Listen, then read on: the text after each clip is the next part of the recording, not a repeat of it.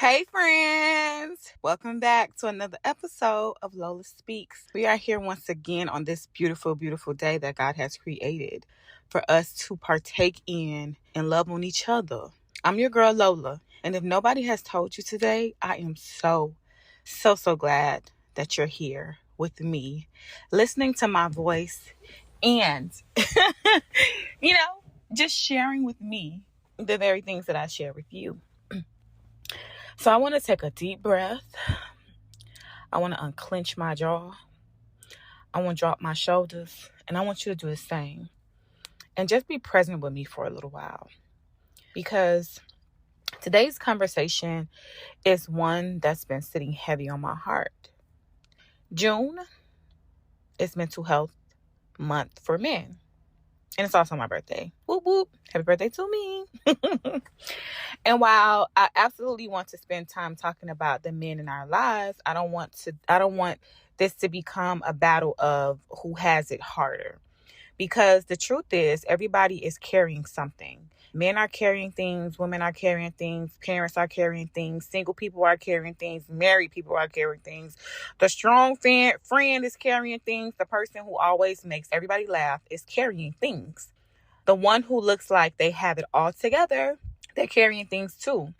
And I think we've gotten so good at surviving that we've forgotten how to be honest about what survival is costing us. So today we're going to talk about mental health, the silent struggles, the mask that we wear, the pressure we put on ourselves, and why checking on people matters more than ever. So let's get into it. Because I'm sitting out here at my son's football practice. And I said, boom, let's talk about it because it needs to be talked about. Okay? Because we have normalized struggling in silence. I think we're living in one of the most connected times in history. And somehow people have never felt more alone. And that's weird. Ain't that crazy? Think about it. We could send a text in seconds, FaceTime somebody across the world, post a picture and get hundreds of likes, but somehow people are still suffering quietly. Some people are smiling in pictures and crying in private. Some people are posting motivational quotes while barely holding themselves together. Some people are saying, I'm good. And y'all know that's my favorite thing because explaining what's really wrong feels too exhausting. And that's true.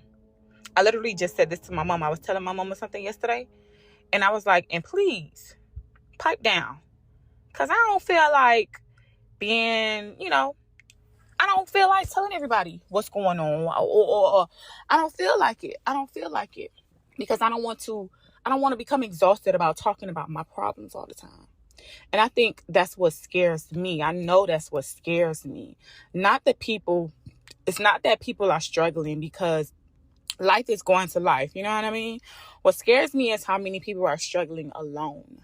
We have normalized functioning while being overwhelmed, working while being burnt out, smiling while being depressed, helping everybody else while secretly wishing someone would ask if we're okay. And eventually carrying everything by yourself starts to feel heavy. Now, let's talk about my guys, my fellas, my men, my boys, all of them. Because I was having a conversation a couple of days ago with my son.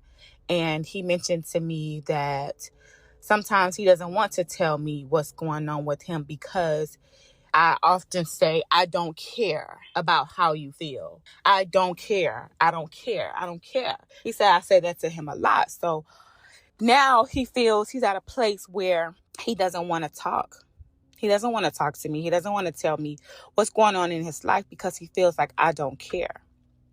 So if we're being honest, men don't always get space to be vulnerable. And I think I've placed that burden on my son, and I hate that for me. And I'm trying to figure out how I can, change that narrative for him to be back the way that we were, to give him that comfortability to where he can tell me what's going on and that he doesn't have to hold on to his feelings. Because a lot of men were raised hearing things like man up, stop crying, be strong, handle it, figure it out.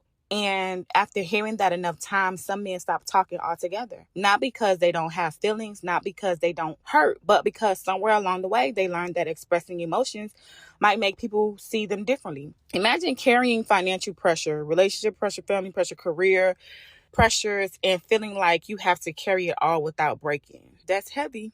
Some men are walking around stressed, anxious, depressed, lonely, and nobody knows because they become experts at hiding it. And here's the thing, just because somebody doesn't talk about their pain doesn't mean it isn't there. Some people suffer in silence just because silence is the only language they've ever been taught. And I think that's where my son is now. I think that me telling him in moments where moments I said I don't care, not meaning I don't care, but within the conversations that we were having, the points that he was trying to make, I didn't care about those points. Not saying that I didn't care about how he was feeling or what was going on in his present life. I was just saying the circumstances that you're talking about, you put yourself there. So no, I don't care. That's, you know, and I gotta try to correct it because somewhere he misinterpreted my thought process or what I do care about, or the fact that I actually do care about his feelings. And this is the point what I'm trying to make, how men hear those words so often that they then become bottled up emotions and feelings, and they don't want to talk about it anymore because, they've been taught to be strong, to figure it out, to put their big boy pants on and, tough it out. So this month, I want us to check on the men in our lives, not just when they look sad, not just when something is going wrong. Check on them because they're human. Ask real questions, listen without judgment, make space for honesty. Because sometimes people don't need solutions. Sometimes they just need somewhere safe to land. And that's real talk. Sometimes you just need an ear. You don't need somebody to tell you how they feel about the situation that you're talking about. You just want somebody to listen to you. And most times men just want to be heard and not to be criticized, not to be judged, not to be, looked at differently. They want to have feelings. They want to express their feelings. They want to cry sometimes and not be looked at differently. Now, ladies, come a little closer because I see us too. I see the women carrying entire households, working jobs, taking care of kids, checking on everybody, remembering everybody's birthday, making sure everybody ate, making sure everybody got where they needed to go, making sure everybody else is okay while nobody is asking if we're okay. Women have a way of pouring from cups that have been empty for months. We keep going because people depend on us. We keep showing up because things need to get done. We keep smiling because we don't want anyone to worry. But eventually, exhaustion starts showing up in places we didn't expect. We become irritable, emotional, overwhelmed, detached, and not because we're weak, but because we're tired. And sometimes what looks like attitude is actually exhaustion. What looks like distance is actually a burnout. What looks like being difficult is actually someone who has been carrying too much for too long. And baby, you deserve support too. You deserve to rest, and you deserve to be cared about too. And I only wanted to throw that in for the women because last month was Women's Mental Health Month, and I didn't speak on that because I felt like I was dealing with my own battles, my own struggles, my own whatever. So, sometimes pouring into others is hard when you're going through, but I've been trying, and I've been talking about mental health throughout my episodes, how being in fight or flight, and how our peace is our gift. You know what I'm saying? I've been on my little shit. You know what I'm saying? Yeah, I've been on my shit. I don't know about y'all, but I've been on my shit, and I've been really chiming in. I'm sitting in the car at my son football practice. So yeah. But can we talk about something else? Let's talk about this. Sometimes The arguments that we having, they're really not about the dishes. Like, that's me. Because I be fussing at my kids. Go wash the dishes. Baby, it's something else that's on my mind, but I still want my kitchen clean. But I'm not yelling at you because I want the dishes clean. I'm yelling at you because I'm frustrated on all other realms. And the last thing I want to see is some dishes in my sink. You know what I mean?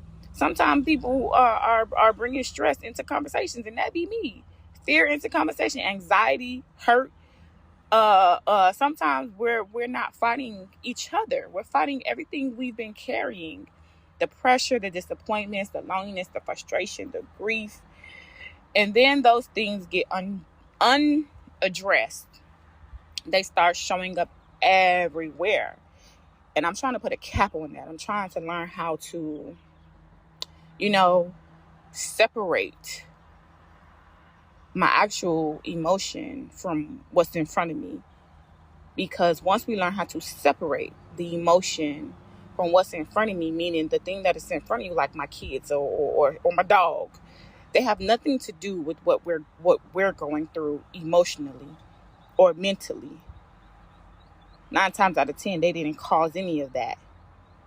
We have to learn how to separate the two. That's why, mental health matters, because it affects how we communicate, how we love, how we trust, how we parent, and how we show up in friendships. Healing isn't about just feeling better. It's about becoming healthier for yourself and the people that's connected to you. I think one of the biggest lies we've been sold is that healing is supposed to look beautiful. Nah, sometimes healing looks a mess. It looks like you crying. It looks like going to therapy, like saying, I need help. Sometimes healing looks like setting boundaries. Healing looks like resting. It looks like praying and trusting God one day at a time.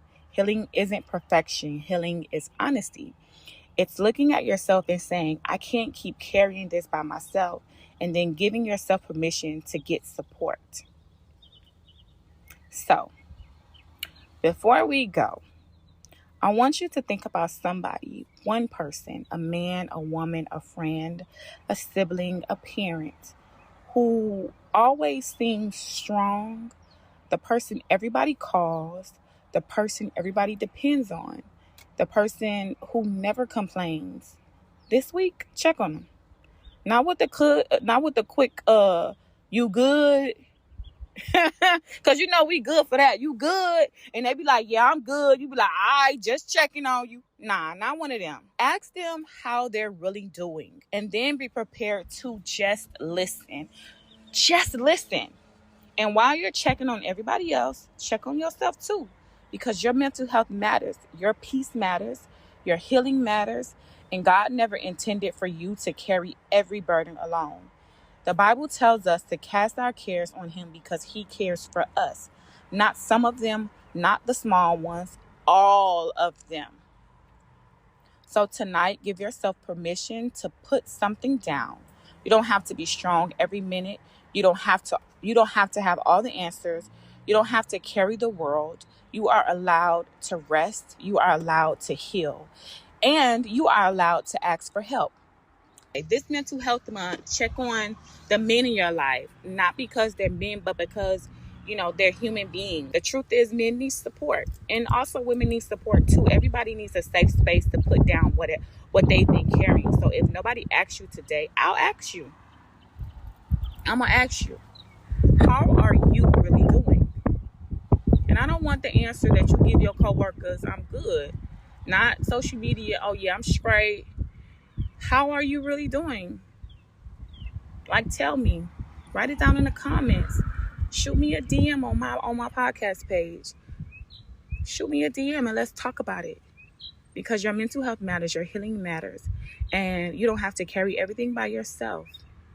I'm so serious. Shoot me a DM on my podcast page, Lola Speaks, and let's talk about how you're really doing. And if you don't follow me on Lola Speaks and you follow me on my personal page, Beauty is My Name 2012, shoot me a DM and let's talk about how you're really doing. Because I want to know. I want to help you I want to help us. I want us to help each other because it's important. Like, I care about y'all so much. And I just want y'all to know that somebody loves you. And that somebody is me. I love y'all. So thank y'all for spending time with me.